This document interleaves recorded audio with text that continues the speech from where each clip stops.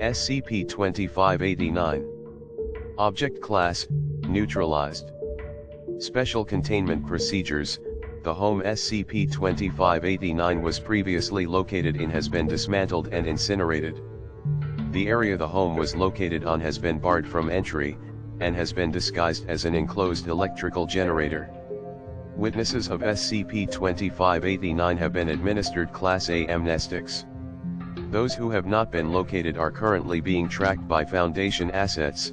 After they are located, they are to be administered an amnestic regimen and released. Green Acres, TTT. Description: SCP-2589 was an entity that was confined to a mobile home in Warsaw, Indiana. The entity had limited mobility, lacking limbs. Its body was bell-shaped, consisting of a large mouth in the torso, and an elongated, upward-facing head on which there was a Warsaw Police Department branded trucker cap. The entity's body was white with red splotches, having the appearance of bruises.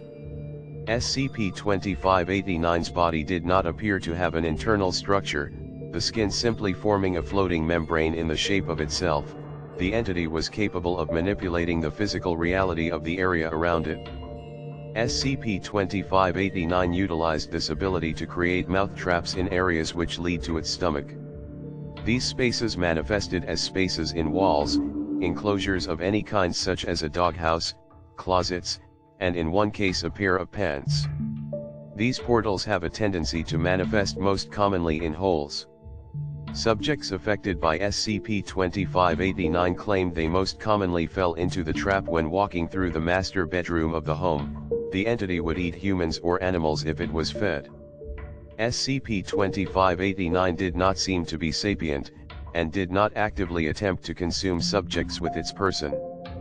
SCP-2589 only physically consumed an individual if it was assisted. The effects of this consumption were varied. Affected subjects would reappear later, albeit with mild or moderate changes to their appearance. Their behavior was not unusual, and they retained memories of being fed to SCP-2589.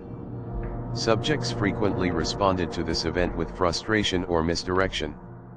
A woman subjected to SCP-2589 prior to its containment was digested roughly 100 times.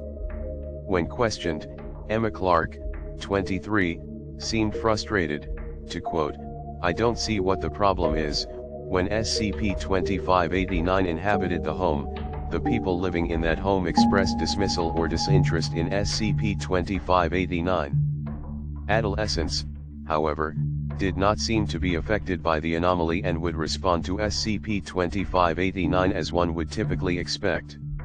The home where SCP-2589 was found, when investigated, revealed that the surviving children growing up around SCP-2589 were conditioned to accept it from a young age. Addendum A, selected excerpts from video footage located in the home. Dates could not be found on the tapes, they are arranged in order of occurrence. The home was outfitted with 12 security cameras. Local police had questioned the father, Jacob Clark, about the cameras at one point prior to SCP-2589's neutralization, to which the father responded he liked knowing what went on in his home. The family affected by SCP-2589 were Emma Clark, 23, her husband, Jacob Clark, 47, Jacob Clark's brother, Ethan Young, 32, the Clark's mother, Madison Clark, 67, and two children, Andrew, 8, Ezekiel, 11, and their dog Destroyer, 2.00:03, deformed man in fetal position with fused appendages appears on the floor in the foyer. Andrew is distressed, begins shouting at the man. Andrew is holding a miniature boom box. Macho Man is playing on the radio. Andrew, possibly communicating with the deformed figure, "No. You're scary. Why? What's wrong with your face? Stop it." Andrew picks up a broom and moves closer to the man. Andrew, UNC, SCP-2589 can be seen in the corner of the frame. Andrew notices SCP-2589. Andrew observes SCP-2589 silently for 1 minute, Andrew, sorry UNC, Andrew drags the deformed man out of the room, away from SCP-2589, 11:05, Andrew notices SCP-2589 in the living room. SCP-2589 was stationary. Andrew runs to Madison, his grandmother, and tells her about SCP-2589. Madison gets excited, suggests placing the uncle, Ethan, in its mouth. Emma and Jacob enter the room and discuss this with Madison. Madison points at Ethan angrily while talking to Jacob. Jacob points to SCP-2589 and begins shouting. Madison relents, and moves to SCP-2589, opening its mouth. Emma and Jacob lift Ethan's body into SCP-2589's mouth. Audio feed returns. Jacob, see. Wasn't too hard, was it? 0333, Andrew and Ezekiel are in the backyard. Andrew, you know about it? You're never in the room, Ezekiel, I saw it. I don't like it. I can get Dad's gun, I know where he has it. Andrew, it's gonna eat me. Crying, go get the gun tonight, Ezekiel, I'll do it by myself. It's scared of me because I'm really smart. Andrew, really, Ezekiel? Yeah. Andrew leaves the frame and speaks with his father for a moment. Andrew and his father go inside. Ezekiel remains outside. A green hummingbird appears in the yard. Ezekiel addresses the bird. Ezekiel, you're the angel. The bird does not appear to acknowledge Ezekiel's presence, and by all accounts is a mundane animal. Ezekiel, how do I kill it? Ezekiel nods, running into the doghouse. Ezekiel does not leave the doghouse. No activity for 2 hours. Andrew and Jacob walk outside. Jacob points to the doghouse, and Andrew moves closer to inspect it. Andrew begins screaming. 23:02, Ethan appears in the hallway, no longer deformed, but appearance changed slightly. He is dressed in a vest, his face covered in glitter. Ethan runs into Madison in the hallway. Ethan, whispering, where were you? You've been gone for 2 weeks, no one saying shit. A low moaning is heard. SCP-2589's head can be seen in the frame, bent around a corner behind Madison. Ethan and Madison turn around, but otherwise do not acknowledge SCP-2589. Madison, I went out with the girls. I'm here now, what's the problem? Ethan shakes his head. Madison leaves the frame, toward SCP-2589. SCP-2589's head retracts. Giggling can be heard for 2 minutes afterward. 10:55, entire family, save for Ezekiel, is in the living room. SCP-2589 is also present, standing behind a couch. Andrew seems distressed about SCP-2589, but attempts to maintain composure, occasionally glancing at Jacob. Madison, oh look, Andrew is having another fit. Jacob, Ethan, and Madison laughing. Emma appears reserved, but smiles. Emma gets up and starts caressing SCP-2589's lips. Emma, honey, I can take care of myself.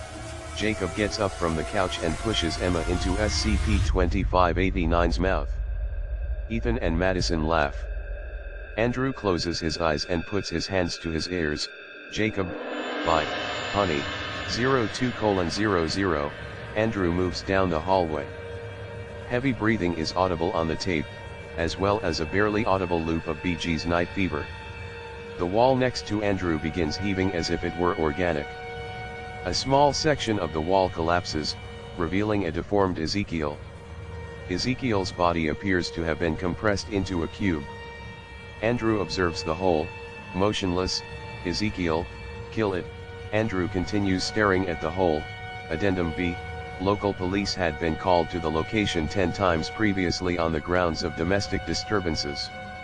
On 03/12/, Deputy Alexis Walker received a private phone call from Andrew urging her to go to the location of the home. Alexis had given Andrew her phone number on a previous visit. Alexis arrived at the location, entering the home without provocation. and discover Jacob Clark in the act of assaulting Ethan Young, 00:02, Jacob, what the fuck is going on? Alexis, calm down, sir. Jacob, this ain't none of your business, you don't have any reason to be here in my fucking home. Alexis, get down on the ground. You can tell them all about me breaking into your house. Get down on the ground or I swear to God. SCP-2589 appears in the frame next to Ethan. Jacob, see. It wasn't me, I didn't do dash. Alexis fires at SCP-2589 2 times. Jacob is screaming violently. SCP-2589 folds over on itself and falls to the ground. Alexis, oh my god, oh my god. Where are the kids? Tell me where the fucking kids are. Alexis moves to Jacob and notices he has been shot multiple times. Alexis looks over to SCP-2589 and notices that it is no longer present. Alexis pinches herself, and looks around for a few moments. Alexis is seen leaving the area with Andrew and Ezekiel. She is followed by Ethan and Madison out of the house. The two shout at Alexis while the vehicle drives away. Alexis, Andrew, or Ezekiel could not be located afterward. Records have been scrubbed from local law enforcement agencies and kept on the Foundation's private record in line with current disinformation protocol. No anomalous activity has been detected in the house to date. Series, Holy Science.